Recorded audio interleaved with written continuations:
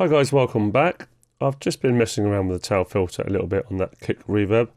So I've just got some more dips in there just to try and give it a bit more rhythm. Without.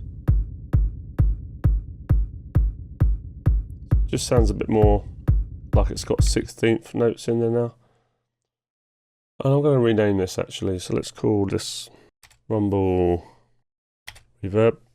Shift and enter. And let's move on to the second layer. We can always come back to this one and see if it works with the second layer or not.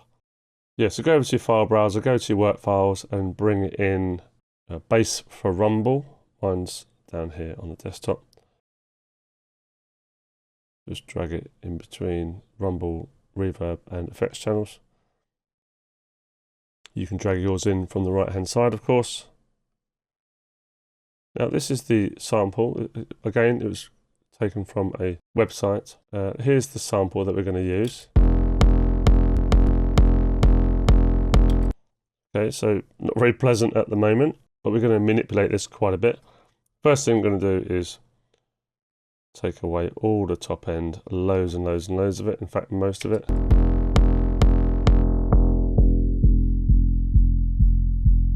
Probably use something like that.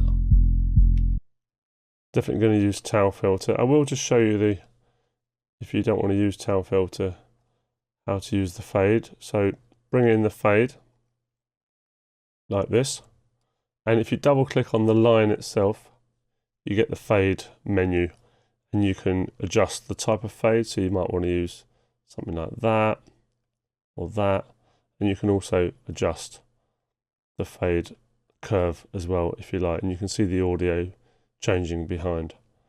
So that's if you want to do that. But like I say, I'm quite a fan of this tail filter.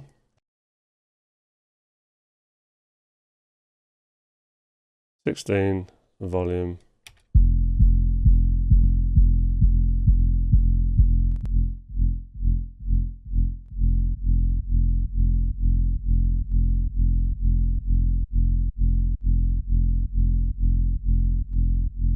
Again, we're making space for the kick to come through. That's what we're doing. You never want the kick and bass playing at the same time because the bass affects the kick quite a bit. You can get phase problems and the kick doesn't sort of cut through as much when you've got the bass playing at the same time. So that's the reason why you always want to make space for your kick.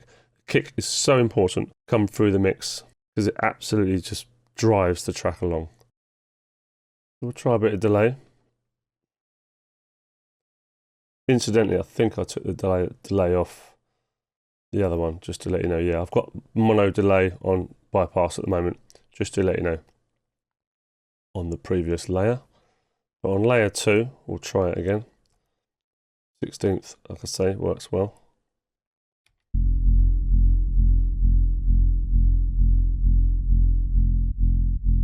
Certainly adds to the thickness.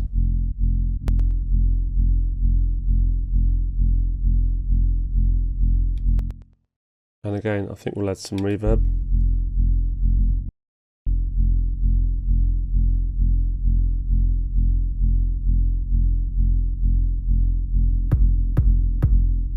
If you find you can't hear your reverb, you've just got to unsolo and solo again, and then that will activate the FX channel.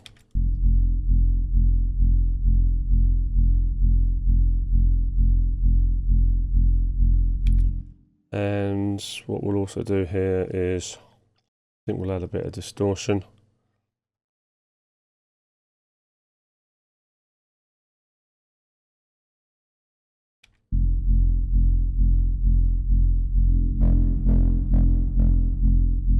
Still want to keep this quite dark sounding, so don't want it like that, for example. You can always use amp simulator as well. You don't have to use quadrifiers. You can go to amp simulator and try some of the guitar amps. They work quite well in this situation as well. But let's see what it's like with everything going.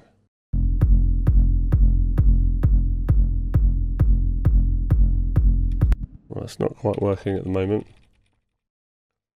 Let's, first of all, we need to get this sample the right length. And we'll use the slip function again, see if we can make this sound better.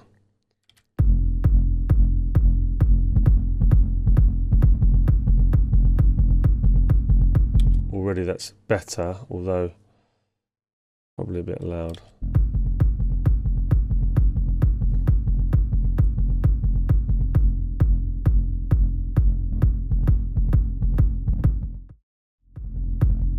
It's not bad. I don't like the distortion. I'm just going to take that off.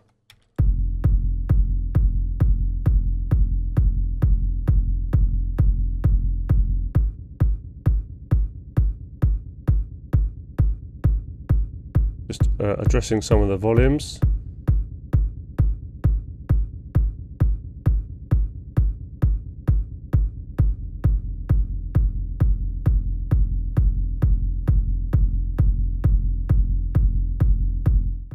This can all take quite some time to get right.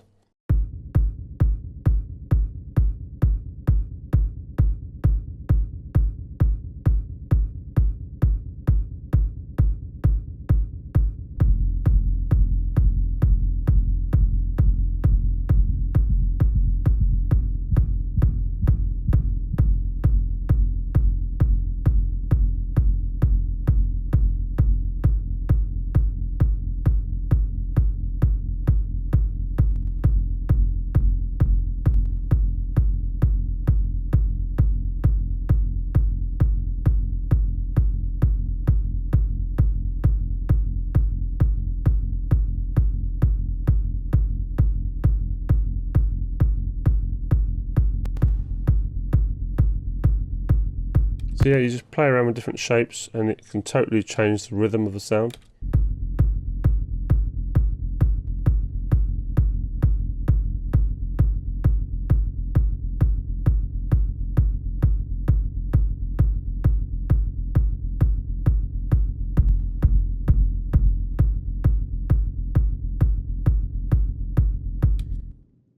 What you don't want it is for it to be overpowering.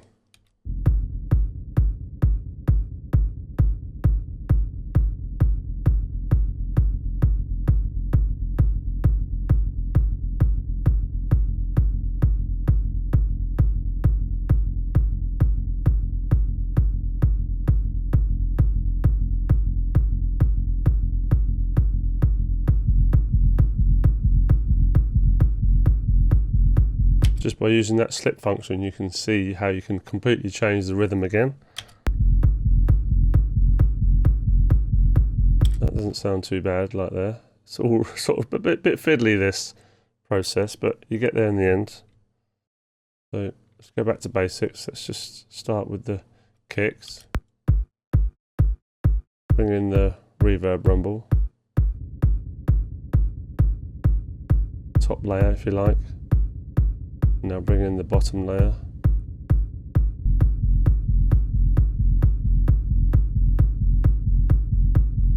Sounds alright.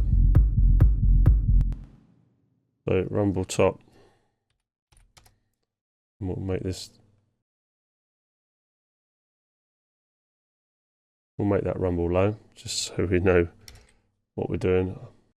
So just going to try something. Try transposing this top one.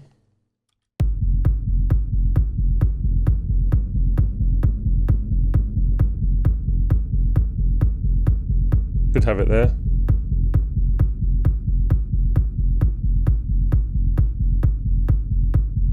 Try the same for the lower one. That sounds right, -3.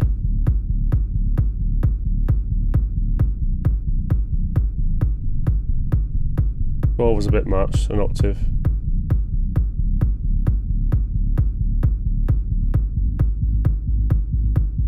That sounds not bad. +3. Going a bit too high. So we've got +3.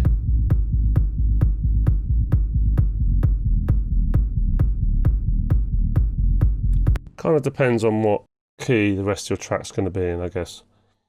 But you can see this is what we've got so far. That is getting to be quite a nice little techno rumble going on there. And what we'll do in the next lesson, we'll bring in just a little bit of extra kind of like vinyl noise or something like that, to just add a bit of a bit more distortion type, dirty kind of sound to that, make that a little bit better. Quickly try that distortion again here. Maybe just turn the mix down. So we'll leave that distortion in, but we'll leave it on 37% mix. Yeah, so in the next lesson we'll bring in some more distortion in a third layer. Okay, I'll see you then. Bye bye.